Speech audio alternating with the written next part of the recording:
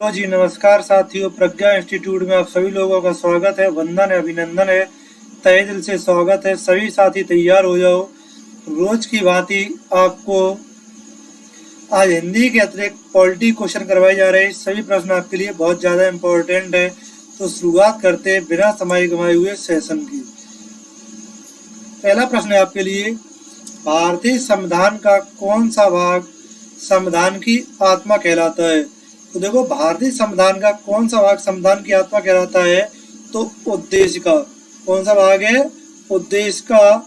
लेकिन डॉक्टर अंबेडकर के अनुसार डॉक्टर अंबेडकर ने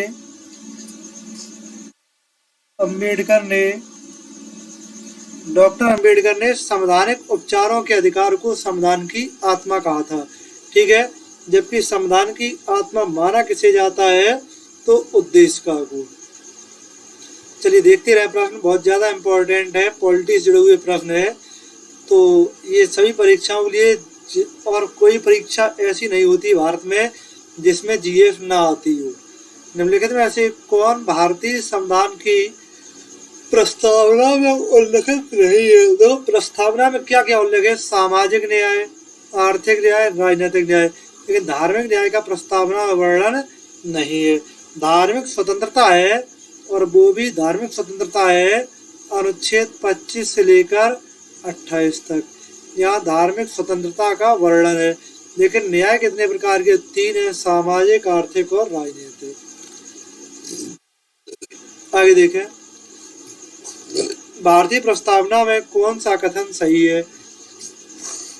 समाजवादी पंथ निरपेक्ष शब्द 1950 में नहीं थे। बिल्कुल सही बात है, क्योंकि सही पूछा तो यही सही हो गया, क्योंकि यह 42वें संविधान संशोधन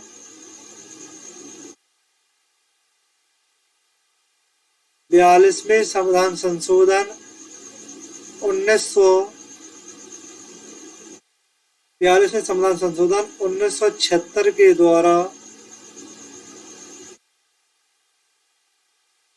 42वें संविधान संशोधन 1976 के द्वारा जोड़ी गई। ठीक है, उक्त शब्द 1970 में नहीं, 1976 में, 85 में नहीं। संविधान की प्रस्तावना के अंग नहीं है। प्रस्तावना में तो जोड़ी गई है, तो प्रस्तावना के अंग तो है ही। निम्नलिखित में से किसने भारतीय संविधान की प्रस्तावना को हमारे संप्रभु प्रजातांत्रिक गणतंत्र की जन्म कुंडली कहा है? तो वो प्रस्तावना को जन्म कुंडली किसने कहा है? तो के.एम. मुंशी। कौन है? के.एम. मुंशी। ठीक है, प्रस्तावना को जन्म कुंडली किसने कहा है? तो के.एम. मुंशी। आगे देखें, संविधान को एक पवित्र दस्तावेज किसने कहा? देखो, संविधान को पवित्र दस्तावेज, इसमें बहुत बड़ी भूमिका डॉक्टर अंबेडकर की थी। तो पवित्र दस्तावेज कहने वाले व्यक्ति कौन होंगे? डॉक्टर अंबेडकर। आगे देखें, भारत के संविधान के उद्देश्यों में से एक के रूप में आर्थिक न्याय किसमें उपबंध? देखो, यहाँ पूछा है आर्थिक न्याय का वर्णन कहाँ है। देखो, सामाजिक आर्थिक न्याय, इनका वर्णन कहाँ है? उद्देश्य का में। अब उद्देश्य का कौन कौन से में? ए और बी में। और कहाँ है आर्थिक न्याय का वर्णन? राज्य के नीति निर्देशक तत्व में।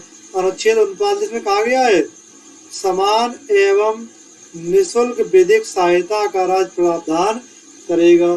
तो जब निःशुल्क विधिक शिक्षा दे रहा है, तो कौन सा उपबंध हो जाएगा यहाँ? नीति निर्देशक तत्व। लिखित में से कौन सा भारतीय संविधान के उद्देश्यों को प्रतिबंधित करता है?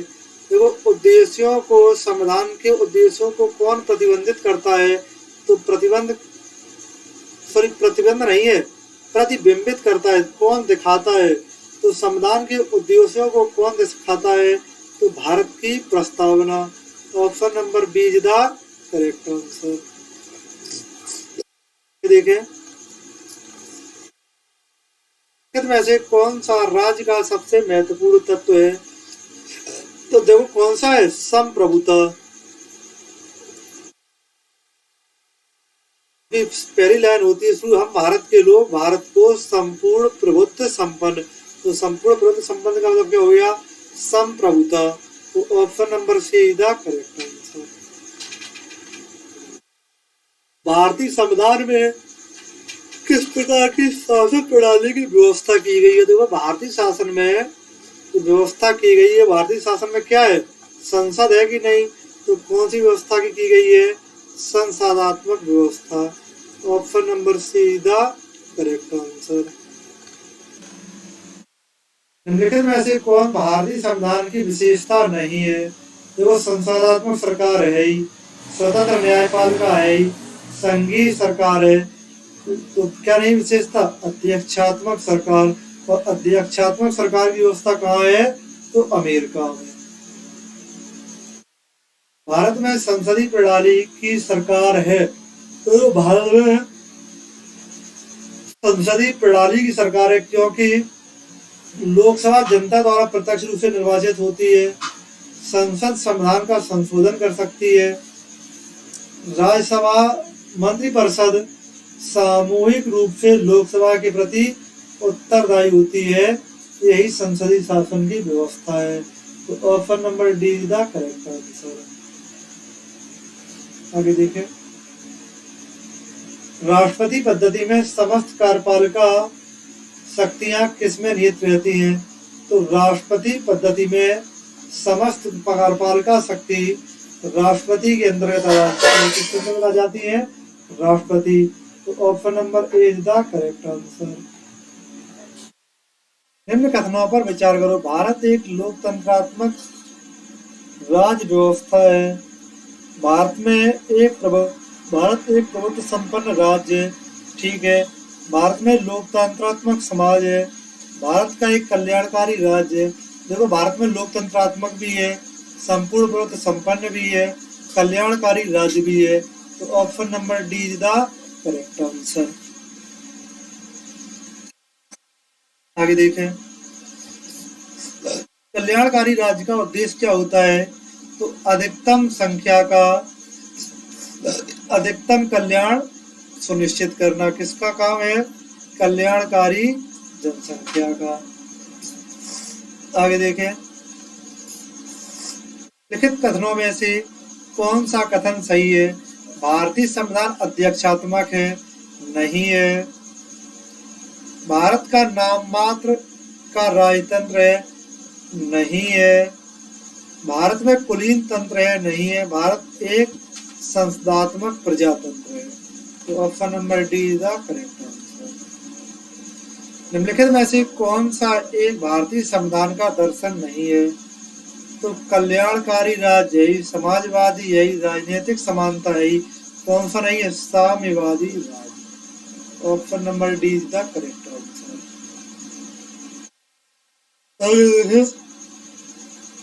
भारत में राजनीतिक सत्ता का प्रमुख कौन होता है? देखो क्या होता है, शुरुआत कहाँ से होती है? हम भारत के लोग, जब भारत के लोग हैं तो क्या हो जाएगी? भारत की जनता।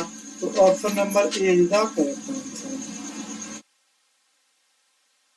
में ऐसे कौन एक अध्यक्षात्मक शासन प्रणाली का आधारभूत तत्व है? अध्यक्षात्मक शासन की कठोरता नहीं, एकल कार्यपालिका हो सकता है, व्यवस्थापक सर्वोच्चता, अवशिष्ट अधिकारों का राज्यों के पास होना। तो क्या है? भारत में संविधान की कठोरता है नहीं, एकल कार्यपालिका या एकल कार्यपालिका होगी, वही अध्यक्षात्मक शासन होगा। Option number B is the correct answer. आगे देखें, भारतीय संविधान कैसा है? देखो भारतीय संविधान कैसा है? थोड़ा कठोर है और थोड़ा लचीला भी है। तो option number D is the correct answer. आगे देखें, भारत की संसदीय शासन प्रणाली एवं ब्रिटेन की संसदीय प्रणाली में अंतर का बिंदु कौन है? मतलब कौन से बिंदु पर अंतर है? तो देखो भारत में सामूहिक उत्तरदायित्व तो सही है, लेकिन ब्रिटेन में और भारत में जो अंतर है वो न्यायिक समीक्षा का है। किसका है? न्यायिक समीक्षा का है। ब्रिटेन में न्यायिक समीक्षा होती नहीं होती है, लेकिन भारत में न्यायिक समीक्षा होती है। निम्नलिखित में से कौन एक भारत के संविधान का संघीय लक्षण नहीं है? देखो, भारत के संविधान का संघीय लक्षण नहीं है। केंद्र राज्यों के बीच शक्तियों का बंटवारा है, पूर्ण रूप से लिखित संविधान है, एक हरी नागरिकता यही नहीं है।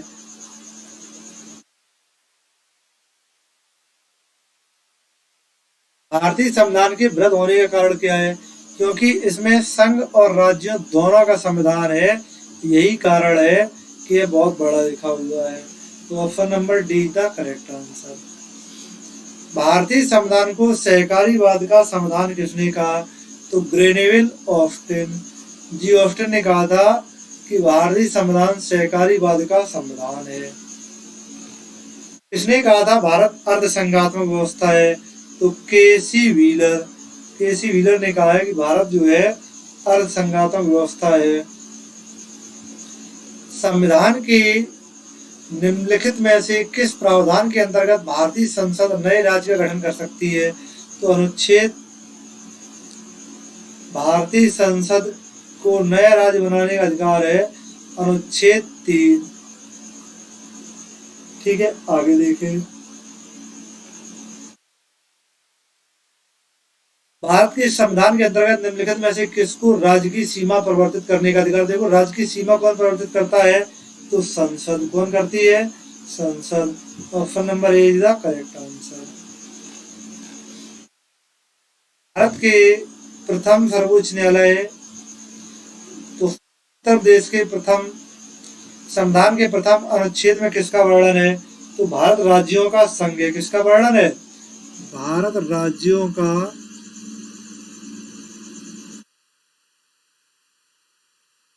का संघ है। यह कथन है, संविधान का प्रथम अनुच्छेद क्या? भारत राज्यों का संघ है, और संघ के लिए या यूनियन शब्द का प्रयोग हुआ है। जो भारत के संविधान के अनुच्छेद 1 में लिखा है, ये अमेरिका के संविधान में लिखा है, लेकिन अमेरिका में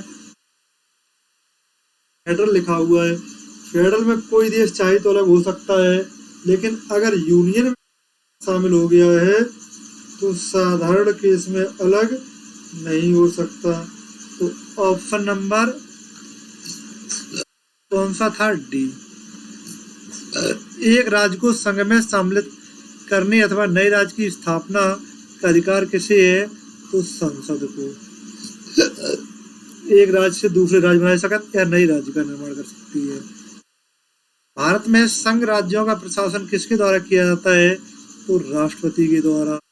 option number A is the correct answer. तीसरी आज की क्लास यहीं समाप्त होती है। धन्यवाद। जो भी वीडियो पर नए चैनल पर नए आए हों, कृपया वीडियो को लाइक करें, शेयर को, चैनल को सब्सक्राइब करें, वीडियो को ज़्यादा से ज़्यादा शेयर करें, जिससे आपके साथ साथ आपके मित्रों को भी फायदा हो सके। तो आज की क्लास यहीं समाप्त की जाती है। धन्यवाद। ठीक है, आगे देखते रहें।